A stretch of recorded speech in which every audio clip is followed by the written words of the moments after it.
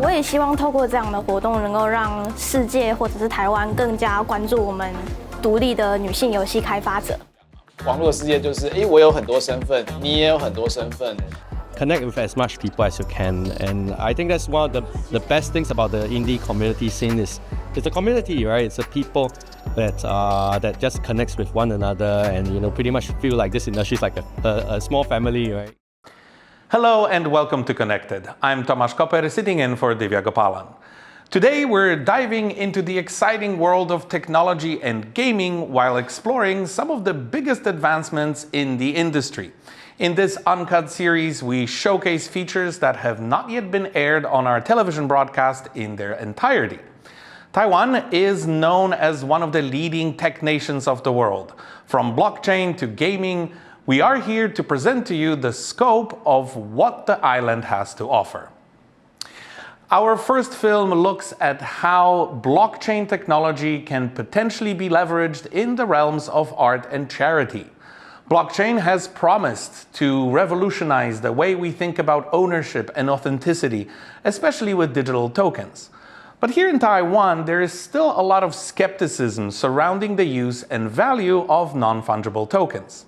So we meet an NFT artist who is navigating saving oceans through his work and find out why those using digital assets believe it creates new opportunities for Taiwan to engage globally.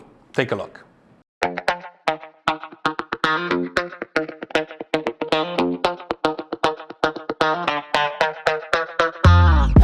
We came to Taipei's Treasure Hill Artist Village to discuss the importance of NFT and Web3 with Azizaros, a Taiwanese generative art NFT creator, and Mashbean, co-founder of FabDAO, currently working for Taiwan's Ministry of Digital Affairs.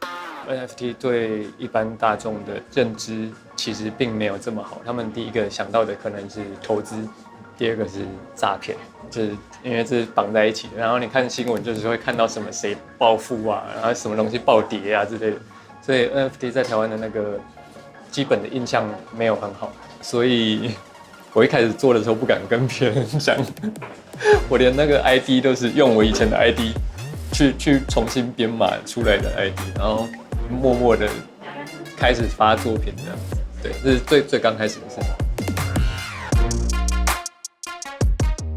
我是做生成艺术的 NFT， 但我并不是很认真想要把作品弄成那种很艺术的东西，而是在想说怎么样跟社会有一点点结合。所以说我后来的几件作品就有跟 NGO 合作，像是台达电子基金会，他们在富裕珊瑚的时候，我就有跟他们合作一个案子，是你如果买了我的 NFT， 那台达基金会就会富裕一株真正的珊瑚到海里这样子。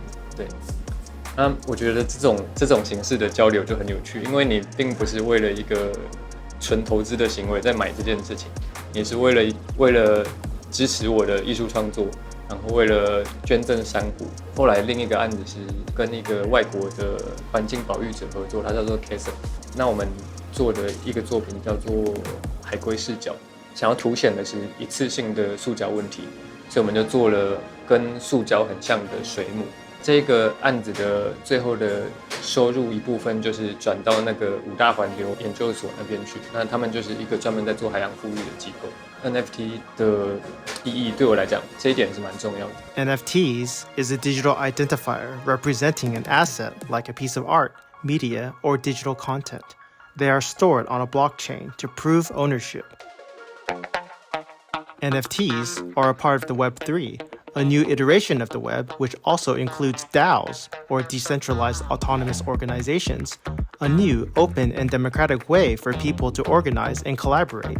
台湾是一个特殊的国际关系，所以我们很难用正式的身份跟其他的国家做谈判啊、做交流等等的。但是网络的世界不一样嘛，网络的世界就是，我有很多身份，你也有很多身份，所以在 Web3 的世界，像艺术家组合成的 DAO， 开发者组成的 DAO， 或者是一些这种价值主张的非盈利的DAO，其实非常的兴盛。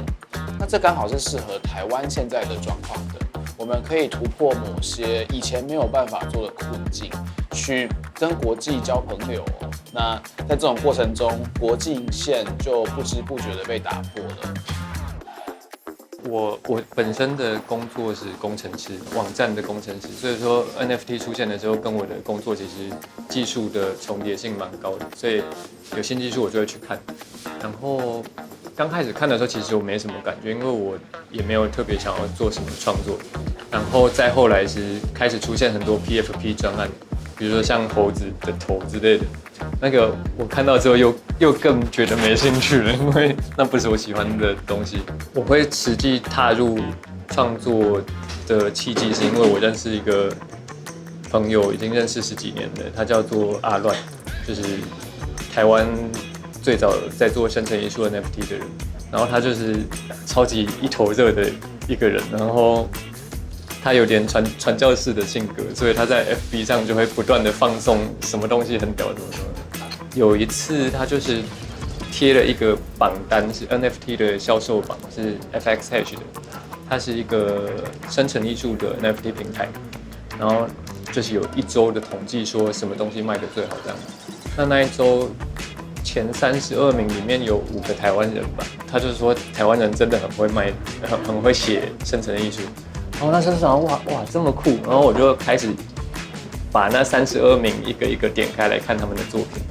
看完之后我就觉得好像蛮有趣的，就是一来是技术的丰富性比我原本想象的多很多，然后再来是其中有一些虽然说技术并没有这么复杂，但是作品本身很有趣，我就觉得我好像也有机会可以做出这种技术没有那么复杂的东西，然后就想说做做看。对我来说，这个技术本身还是有一定的重要性，因为它让数位艺术品得以很容易流通。因为我们赚的是全球的钱嘛，所以我们会拿全球的赚到的钱，然后回来做台湾的在地活动，所以我们有点像是拿海外的资金来做国内的艺术投资的感觉。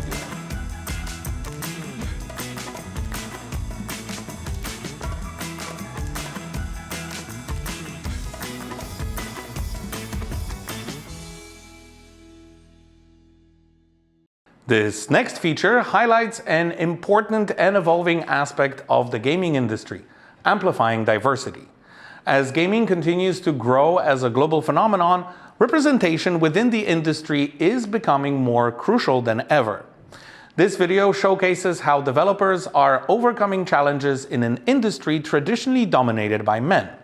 We hear from those in the gaming community who are shaping the future of the industry.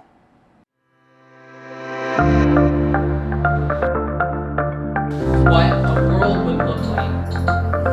I think it is very easy for us to lose track of details and things that, sometimes we take things for granted, and to take things that we see in our lives as the default and being normal.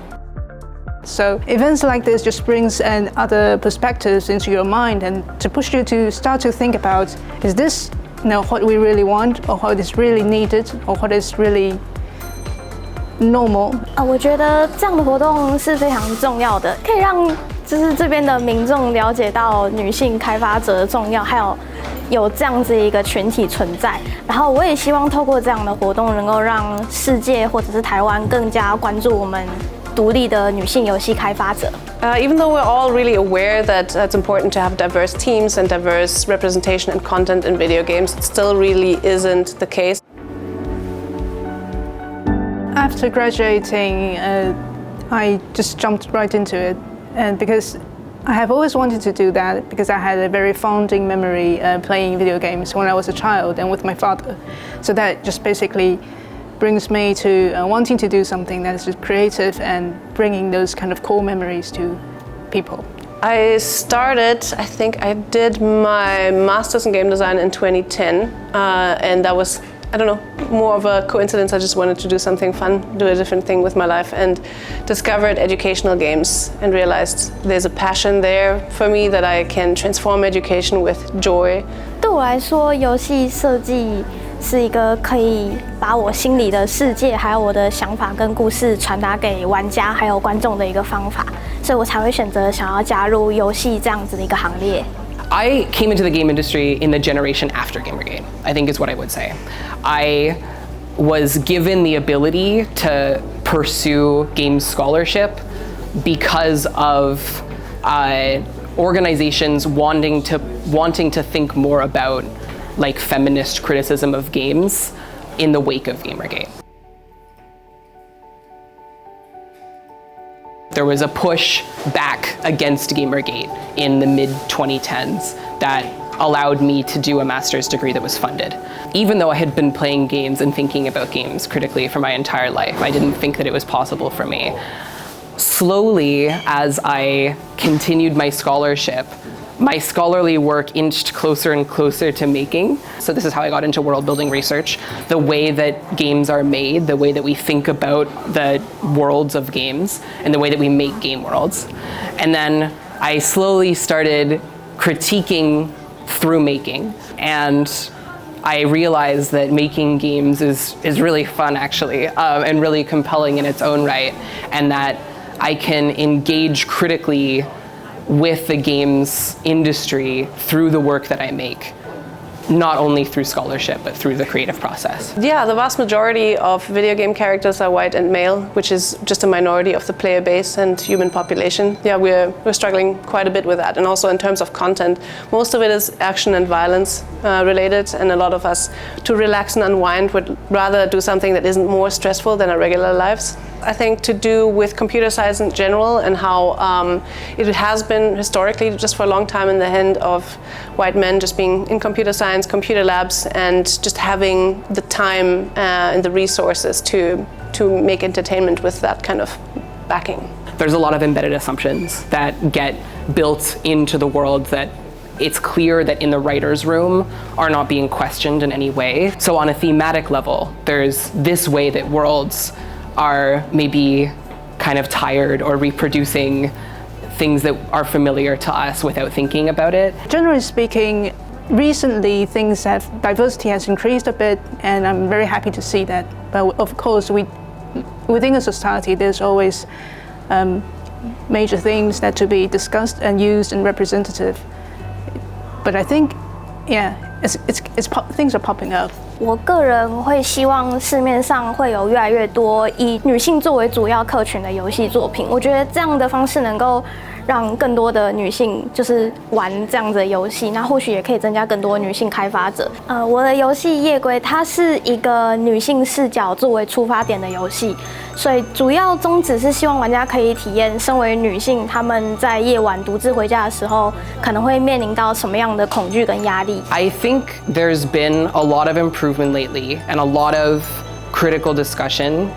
But I think that things also need to improve a lot. I think on the one hand, there are a lot of trans people making games, and there always have been, right? But I think that the problem being a trans person in the game industry is that you don't quite fit in with the cis men crowd, right? The sort of traditional structures of power in the industry. But even in spaces like this, in spaces for women's game production and empowerment, trans people don't quite fit in either, right? The problems that I face as a trans person are very different from the problems that cis women face. I think it's a significant problem in the industry that marginalized people are asked to divulge their identities and to commodify their identities in order to live and to exist, right? I think it's great that there are autobiographical games, and I find them personally very moving, and I think that people who make them are really incredible and brilliant people, and they should exist. But also, trans people and queer people and women and people of color and marginalized people of all kinds should also be allowed to make games that don't talk about trans experience, right? To make games, fantasy games, to make strange strategy games, to make roguelikes, to make shoot 'em up games. Marginalized people in general shouldn't be asked always to be at the avant-garde.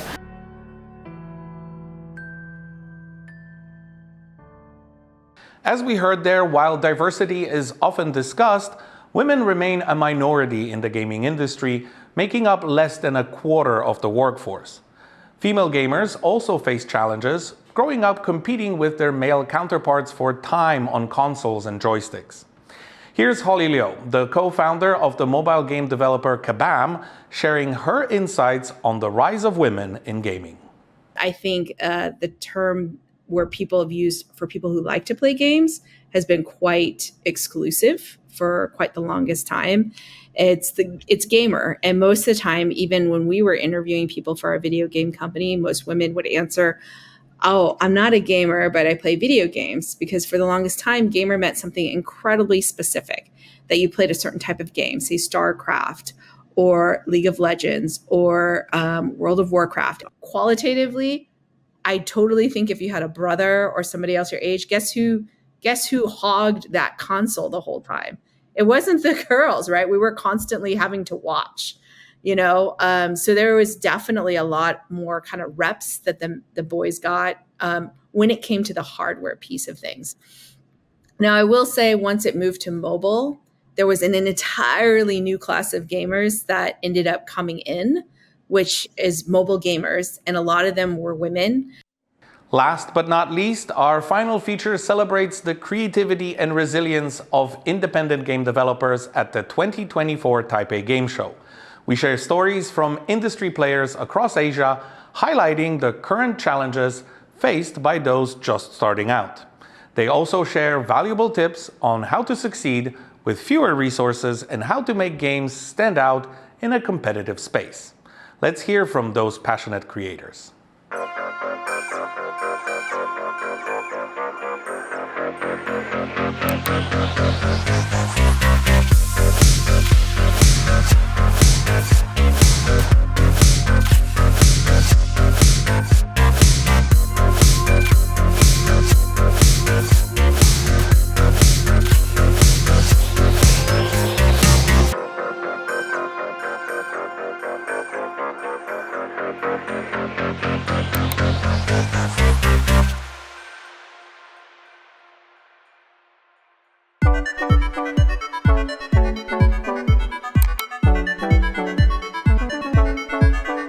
I think it's a little bit hard to be an indie game developer in Taiwan because, there's a really small market of the indie game market in Taiwan. So we have to spend a lot of efforts to grab players. Main thing is actually the getting feedback, from users. In Korea, is indie development community is quite small. Well, it's really easy to get in, but difficult to survive. Generally, like nowadays developing a game, it's easy, it's a creative job, but to be able to run a business, it has a lot of tricks. I'll tell people like, okay, everyone can develop a game, but can you sell a game? That's the key to survive. The indie game community are mainly based more in Western, like the US and the Europe. But here in Indonesia, the indie game industry is not that mature enough. I mean, it's growing, slowly progressing, but it's still not as mature as the Western. So of course, we have like some troubles, like the accessibility to information and to game events and stuff like that. If you put your game on Steam, like no one gonna view you as indie, so give you like special offer or like give you like special attention. So I guess like the biggest challenge is that more and more like bigger developers or like even AAA companies come into the market, and like how as an indie studio with less resources gonna succeed. That's gonna be a big question and challenge for like all indie developers worldwide.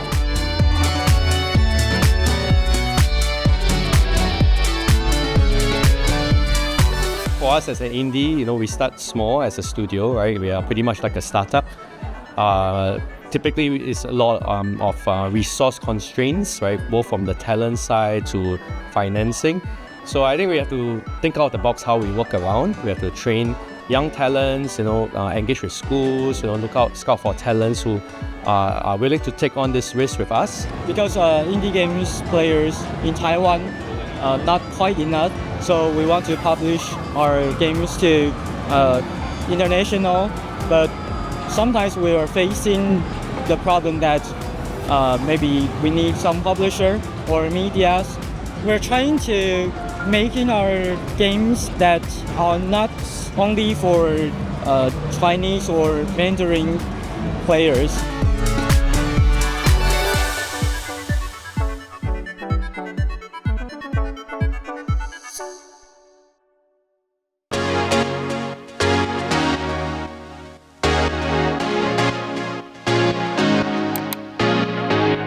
It's also a little bit hard to get funding in Taiwan. When we need to find any funding, we have to go to other countries, so it's not that easy.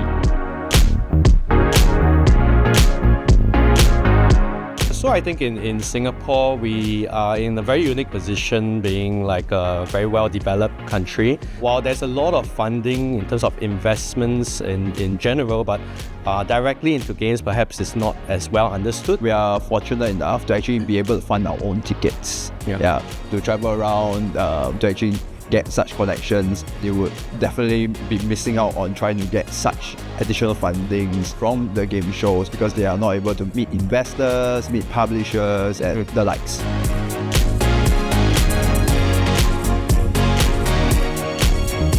A lot of smaller indies grew in recent years. Say like in Taipei Game Show, there's one section for indie developer program where they help kickstart like smaller indies with like funds. So there's great resources right now, helping the new guys, the entry-level guys to come into the market and try out new stuff.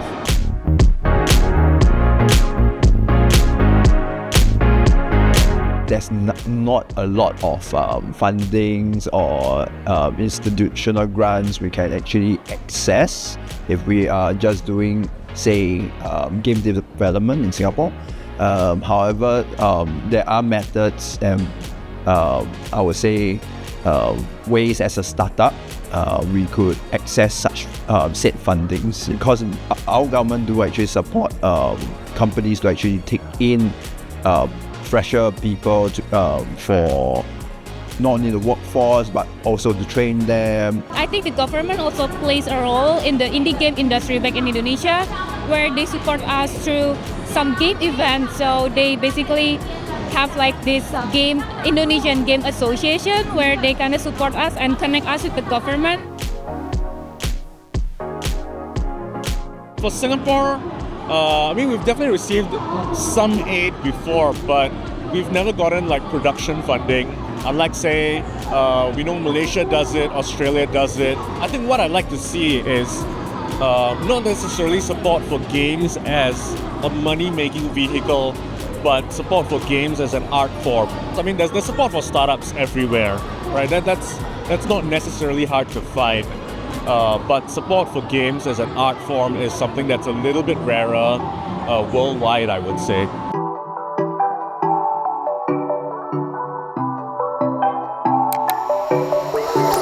My advice, okay, that's kind of hard. You gotta realize, no matter where you are, you're competing on a global scale. Tens and thousands of games coming out each year. Like, how are you gonna make yourself shine? If you don't get that sorted out, it's really hard. When you're facing the real market, people gonna see your game and play your game. If it doesn't, intrigue them, it doesn't interest them, it's not gonna sell, and your company won't last.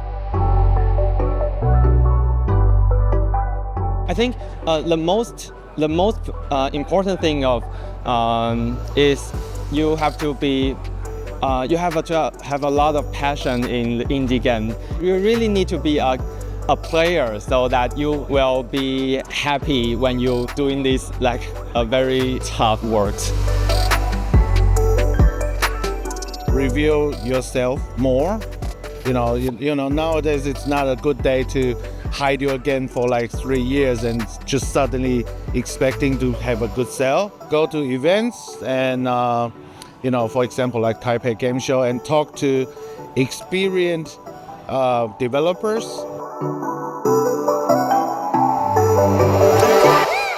Maybe don't quit your day job just yet. Do it on the side. And I think if you can't do it on the side, maybe don't do it full time. Especially if you have a team, right? You're the lead, you'll be supporting people. And then beyond that, yes, be brave and then stick with it and finish it. It's gonna be tough. It's gonna be tough. I think it's important to really dream big and put your hearts all out there. And then, you gotta build fast, right? You gotta have the right connections and connect with as much people as you can. And I think that's one of the best things about the indie community scene is it's a community, right? It's a people that just connects with one another and pretty much feel like this industry is like a small family, right, in a way. Start small. Like everybody starts somewhere, but if you're too idealistic with your own ideas, you're too afraid or too scared to start something, that you won't be getting anywhere. Like just start small, fail fast, fail forward. If you want to develop your game, just start and give it a try. That is all you need, I think.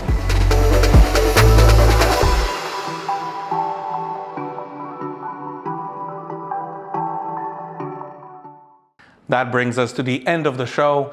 We believe Taiwan will continue to innovate and create seemingly impossible stories from the tech space, and we look forward to bringing you more in the future.